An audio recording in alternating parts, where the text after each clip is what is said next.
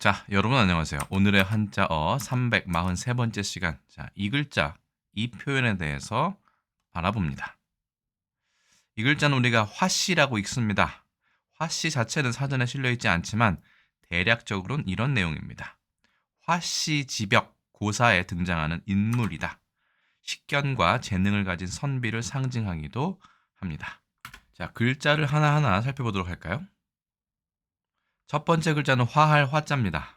예전에 금일 한자 등등을 통해서 몇 번 설명드린 바가 있지만 화할 화자의 경우에는 이 글자 필이 약자가 들어있는 이 글자가 본 글자라고 많은 사람들이 이야기합니다. 곧 이 벼 같은 대롱으로 피리를 불어서 누군가가 노래를 부르거나 시를 읊으면 거기에 화답해서 이야기한다. 그래서 그 분위기가 상당히 온화하다 라는 뜻까지 포함을 하고 있습니다. 금문은 이렇게 생겼고요. 소전은 이렇게 생겼습니다. 금문을 보면 특히 여기서 소리가 이렇게 나오는 것 같은 느낌이 들죠. 입구자의 경우에는 필이 약자의 입구자 하나를 상징적으로 가져온 것은 아닌가 하는 생각이 들었습니다. 화할 화자를 허신의 설문해저에 보시면 서로 응하는 것이다. 한마디로 호응한다 이런 뜻이죠. 입구자의 뜻을 따르고 옆에 있는 화자는 당연히 소리를 나타낸다. 그래서 형성자로 허신은 보았습니다. 자, 그러면 두 번째 글자인 성시시, 각시시에 대해서 보겠습니다. 갑골자를 보면 무언가 사람이 무거운 짐을 들고 있어서 아래로 축 처진 것 같기도 하고요. 땅 아래쪽에 뿌리를 나타내는 글자 같기도 합니다만 이렇게 간단한 글자일수록 자원풀이는 상당히 어려운 부분이 오히려 있습니다.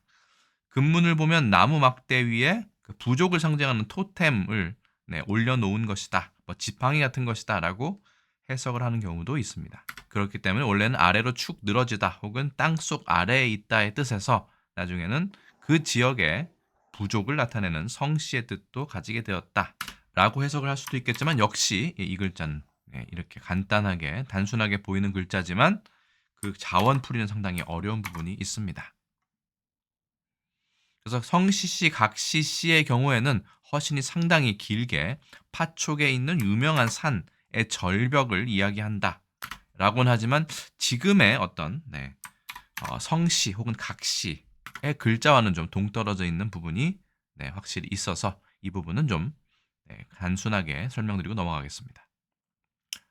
자, 대신 이 화씨라는 이 고사의 이야기는 좀 중요한데요.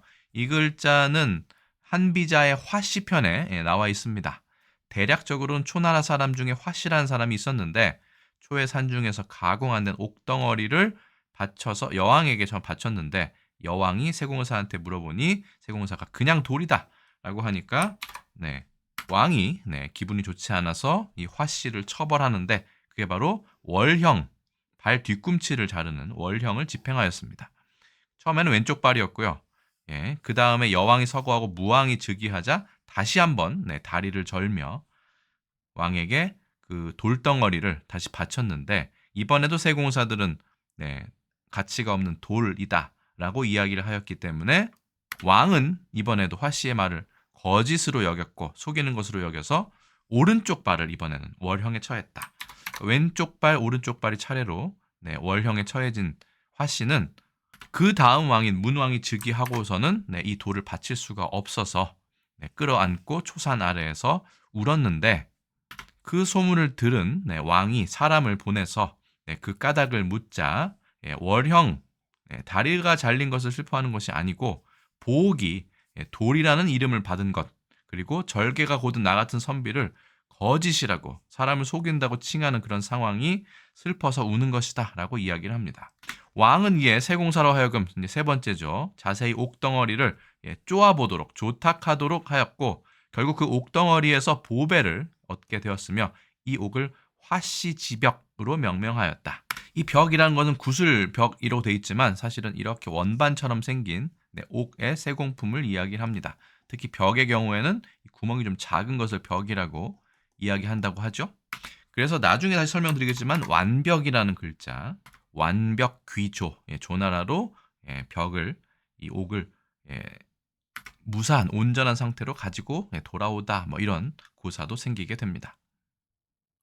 화할 화자는 총 8획이고요. 입구자가 붓으로 되어 있습니다. 써보겠습니다. 하나, 둘, 셋, 넷, 다섯, 여섯, 일곱, 여덟. 이 화는 발음 요소라고 보시면 되겠죠. 각시, 성시, 시 같은 경우는 총 4획이고 이 글자가 제부수입니다. 하나, 둘, 셋, 넷에서 4획으로 이루어져 있습니다. 그래서 이 화씨라는 것을 찾아보면 국어사전에는 나와 있지 않고요. 제가 말씀드린 것처럼 화씨 지벽 고사에 등장하는 인물이고 식견과 재능을 가진 선비를 상징한다고 중국 사전에 되어 있습니다.